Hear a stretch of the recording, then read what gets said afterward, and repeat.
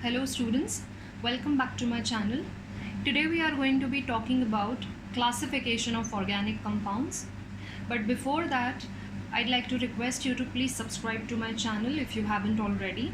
If you like the video, give it a thumbs up, share it with your friends, and please press the bell icon so that you get notified every time I upload a new video. Okay, now let's get started. Classification सबसे पहले तो ज़रूरी क्यों है? Because as you all know that there are millions of compounds. Okay, now हर एक compounds को individually याद रखना, उसका structure, उसका properties, उसका uses, it becomes really tedious task. That is why forming a group of those compounds with respect to their properties, okay, it is very important and it makes our studies very easy and convenient. So that is why there are organic compounds which are so many in number. Okay, तो इसके लिए उनका classification करना भी बहुत ज़रूरी है. ना ऑर्गेनिक कंपाउंड्स का जो मेन एलिमेंट है वो ऑफ कोर्स कार्बन होगा, but then carbon has a unique property जिसको हम कैटिनेशन कहते हैं. और कैटिनेशन की वजह से carbon has a tendency to form millions of compounds which are different from each other, but they will resemble each other in their properties to some extent. So depending on those properties हमने उन compounds को classify किया है. So जो main classification है organic compounds का वो दो categories में है. The first one is called as acyclic or aliphatic compounds. Acyclic or aliphatic compounds are open chain compounds. और जो दूसरा कैटेगरी है वो है साइक्लिक और ring compounds. They are close chain compounds. Now this we have to do it in very much detail. As you can see that it's a huge classification. So first let us talk about it. Acyclic या aliphatic का meaning क्या है? Open chain, यानी कि ये straight chain compounds होंगे या ये ब्रांच वाले कंपाउंड्स भी हो सकते हैं, यानी कि उनके जो एंड्स होंगे ना वो ओपन होंगे, they will not be closed. इसके लिए open chain compounds. For example, suppose I write CH3, CH2, CH2, CH3. Now ये 4 कार्बन कंपाउंड है, आपको सबको पता है, इसका नाम है ब्यूटेन. ठीक है, अब यहाँ पे अगर आप देखोगे तो इसके जो एंड्स हैं वो फ्री हैं, मतलब they are not connected to anything else और they are not even connected to each other. तो ऐसे जो कंपाउंड्स होते हैं उन्हें एलिफेटिक या ओपन चेन कहा जाता है. क्लियरली एसाइक्लिक इसलिए बिकॉज ये रिंग फॉर्म में नहीं है. नाउ एक और तरीके से हम ब्यूटेन को रिप्रेजेंट कर सकते हैं. चारों कार्बन मैंने यहाँ पे स्ट्रेट लाइन में लिखे हैं. Instead of that what can be done is, out of the 4 हम एक कार्बन को ब्रांच में लिख सकते हैं. So I can represent a butane molecule like this as well. ठीक है, ना इस कंपाउंड का नाम है आइसोब्यूटेन. अभी के लिए आप याद रखिए आइसोब्यूटेन ये क्या होता है, ये हम आगे के लेक्चर्स में सीखेंगे. ठीक है, सो ये जो दोनों कंपाउंड्स हैं उन्हें एसाइक्लिक या एलिफेटिक कहा जाता है. And these are open chain compounds क्योंकि उनके जो एंड्स हैं वो फ्री हैं. ठीक है, now let us talk about the main category, that is cyclic और ring compounds. As the name suggest इसमें रिंग होगा and they are close chain. Close chain इसलिए बिकॉज ऐसे फ्री एंड्स नहीं होंगे, ये एक दूसरे से कनेक्टेड होंगे या किसी और ग्रुप से कनेक्टेड होंगे. नाउ साइक्लिक कंपाउंड्स का जो पहला 2 कैटेगरीज है वो है होमोसाइक्लिक एंड हेट्रोसाइक्लिक. ना होमोसाइक्लिक का मीनिंग एक और है, they are also known as carbocyclic. ना होमोसाइक्लिक या कार्बोसाइक्लिक कंपाउंड्स वो होते हैं जो सिर्फ कार्बन और हाइड्रोजन के ही बने हैं. इनका जो स्ट्रक्चर है वो सिर्फ 2 ही एलिमेंट्स का बना होगा, उसमें सिर्फ कार्बन और हाइड्रोजन होगा. तो ऐसे कंपाउंड्स को होमोसाइक्लिक या कार्बोसाइक्लिक बोला जाता है. और यहाँ पे है हेट्रोसाइक्लिक. हेट्रोसाइक्लिक का मीनिंग है कि इनमें कार्बन और हाइड्रोजन तो होगा बट कार्बन और हाइड्रोजन के अलावा कोई और एटम भी होगा. तो वो जो कोई और एटम होता है ना उसी को हेट्रो एटम बोलते हैं. हेट्रो का मीनिंग होता है different or other than, so it will be other than carbon and hydrogen. So such atoms are called as heteroatoms and compounds having heteroatoms are called as heterocyclic compounds. तो in general हम बोल सकते हैं कि इनमें carbon होगा, hydrogen होगा and X होगा. तो X will be any heteroatom. It can be oxygen, nitrogen, sulfur, etc. It can be anything. Okay. Now let us talk about carbocyclic compounds first. Carbocyclic compounds are further classified into alicyclic and aromatic. Now ये जो alicyclic compounds होते हैं they have the properties similar to acyclic और aliphatic compounds. इनसे similar हैं, सिर्फ एक ही difference है कि ये लोग ओपन चेन कंपाउंड्स थे ना, ये साइक्लिक कंपाउंड है. Okay, so alicyclic compounds they have properties almost similar to aliphatic compounds but they are in cyclic form. For example यहाँ पे मैंने ब्यूटेन लिखा है. अब अगर मुझे ब्यूटेन को साइक्लिक फॉर्म में लिखना है तो how will I do it? 4 carbons है ना, so just write it like this, it will be a square. तो इसको मैंने ब्यूटेन बोला, this will be called as cyclobutane. That's the only difference. यहाँ पे आप देख सकते हो कि कोई फ्री एंड्स नहीं है, everything is connected together. Corners में CH2 CH2 CH2 CH2 है, इट इज़ अंडरस्टूड. कॉर्नर्स लिखने की ज़रूरत नहीं होती है, ठीक है. नाउ सपोज इसी कंपाउंड में अगर मैंने एक जगह डबल बॉन्ड लिख दिया. ना डबल बॉन्ड वाले कंपाउंड्स क्या होते हैं? अल्कीन्स होते हैं. तो यहाँ पे सारे सिंगल बॉन्ड्स थे तो मैंने इसे साइक्लोब्यूटेन बोला. अब यहाँ पे डबल बॉन्ड आ गया है तो इसका नाम क्या हो जाएगा? साइक्लोब्यूटीन हो जाएगा. नाउ ये डबल बॉन्ड इन चारों में से किसी भी पोजीशन पे हो सकता है. Similarly suppose I write a molecule like this. यहाँ पे मैंने हेक्सागन बना दिया, मतलब there are 6 carbon atoms which are connected to each other, तो इसे हम बोलेंगे साइक्लोहेक्सेन. और अगर इसके अंदर सपोज यहाँ डबल बॉन्ड आ गया या कहीं पे भी डबल बॉन्ड आ गया, so this will be called as cyclohexene. Okay, so alicyclic compounds they have similar properties to aliphatic compounds. The only difference is that aliphatic compounds open chain थे, ये cyclic हैं. Okay, now let us talk about aromatic compounds.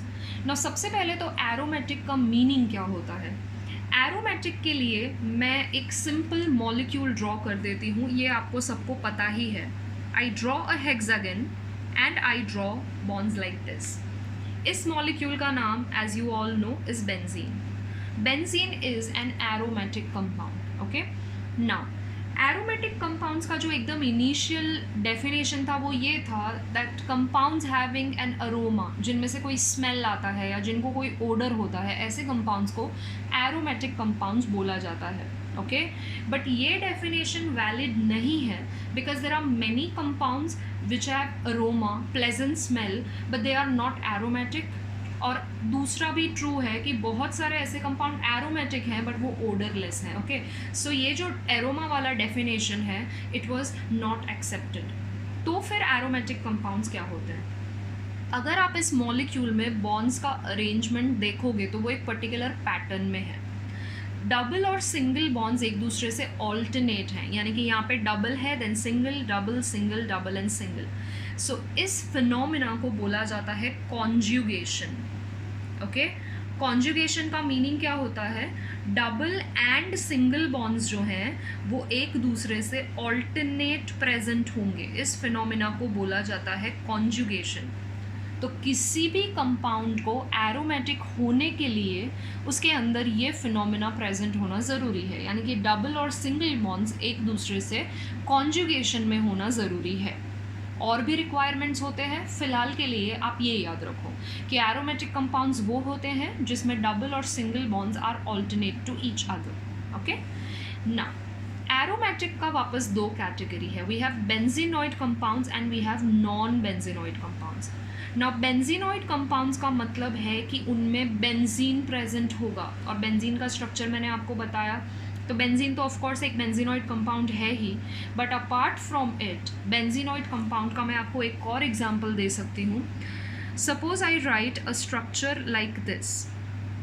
Okay, now ये वाला जो structure है आप देख सकते हो कि इसमें बेंजीन रिंग प्रेजेंट है. ओके, इसमें कॉन्जुगेशन भी है. ये जो बॉन्ड है ना वो इस रिंग के साथ और इस रिंग के साथ, दोनों के साथ आपको काउंट करना है. It is common between the two. Okay, तो ये वाला जो कंपाउंड है उसमें बेंजीन रिंग मुझे दिखाई दे रहा है clearly. In fact I have 2 benzene rings which are fused with each other. Therefore this is an example of benzenoid compound. ये आपको सबको पता है, इस कंपाउंड को बोला जाता है naphthalene. Okay, naphthalene is an example of benzenoid compound. तो बेंजीनॉइड का मतलब आई होप आपको समझ में आ गया है. जिन कंपाउंड में आपको बेंजीन रिंग दिख जाएगा उस कंपाउंड को आप बोलोगे बेंजीनॉइड कंपाउंड्स. तो फिर नॉन बेंजीनॉइड क्या होगा? नॉन बेंजीनॉइड कंपाउंड वो होगा जिसमें बेंजीन रिंग नहीं होगा. These compounds will be without the benzene rings. For example, suppose I draw a structure like this. I have something like this.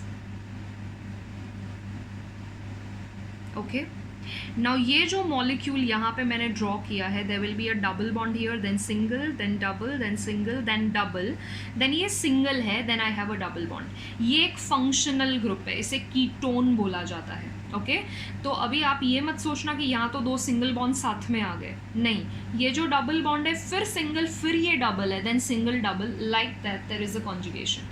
लेकिन इसमें बेंजीन नहीं है, क्योंकि बेंजीन क्या होता है? Benzene is a 6 membered ring. If you see it's a hexagon. Okay, 6 membered ring है, पर ये 7 मेंबर्ड रिंग है. इसके 7 कॉर्नर्स हैं. अगर आप ध्यान से देखोगे, this is first, second, third, fourth, fifth, sixth and seventh. So it's a 7 membered ring जो कि बेंजीन नहीं है. इस वाले मॉलिक्यूल का या कंपाउंड का नाम है tropone. Okay, so tropone is a non benzenoid aromatic compound. Aromatic क्यों है? क्योंकि यहाँ पे कॉन्जुगेशन प्रेजेंट है, पर ये बेंजीनॉइड नहीं है. Is that clear? सो ये एरोमेटिक कंपाउंड्स का 2 क्लासिफिकेशन है. बेंजीनॉइड का मीनिंग होता है having benzene rings. Non benzenoid का मीनिंग होता है without the presence of benzene ring. Now the last category of classification is heterocyclic compounds. Heterocyclic का मीनिंग मैंने आपको बताया था कि जिनमें कार्बन और हाइड्रोजन के अलावा कोई और एटम भी होगा, जिसे हेट्रो एटम बोला जाता है. Now this hetero atom can be oxygen, nitrogen, sulphur. It can be simply anything other than carbon and hydrogen. Okay, now heterocyclic compounds का भी 2 कैटेगरीज है. You can have heterocyclic aromatic compounds, you can have heterocyclic non aromatic compounds.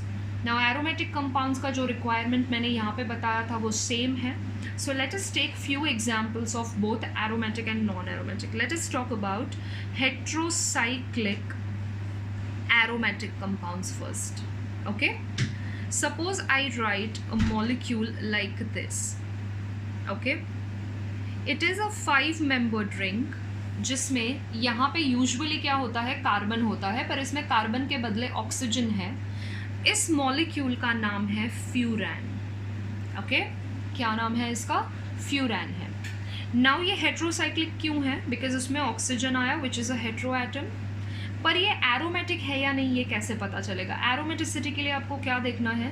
Double और single bond alternate होने चाहिए. So I have a double bond, single bond, double bond, single bond, then I have this lone pair.